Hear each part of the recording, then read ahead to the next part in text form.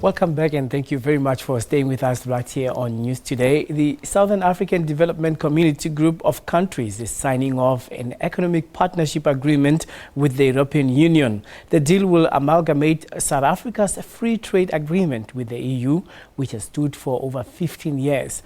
Our European correspondent Jack Parrock reports.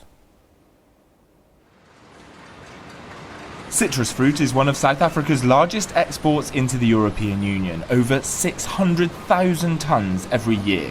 It's part of the over 1 trillion rands worth of yearly trade done between the EU and the Southern African Development Community of 12 countries in the region. And now, with the signing of an economic partnership agreement with the EU, trade should increase. It opens up the EU market basically fully for those countries in Southern Africa. And it's asymmetric, so we don't demand the same liberalization for Botswana or South Africa or Lesotho, etc. And also some of the very sensitive areas are protected. So it's a way to strengthen the possibilities to trade with each other, to take away tariffs. The EU has signed economic partnership agreements across Africa in a bid to gain preferential access to markets. And the European Union is insisting this one with Southern Africa is provisionally implemented before it's signed off in national parliaments. Some say it's a bully tactic.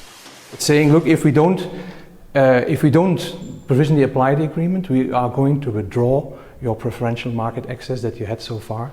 So it's putting a lot of pressure on the region to hurry up the application of the agreement, which is bad news, we think, for democracy. For the EU, the EPA means selling its vehicles, machinery, electrical equipment, pharmaceutical and processed food, which make up most of its exports into Southern Africa, will get easier and cheaper.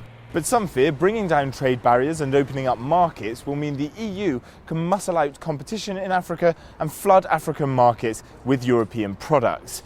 This agreement does, however, include strict protections for African product names like South African Stellenbosch and Paarl wines and Rooibos tea.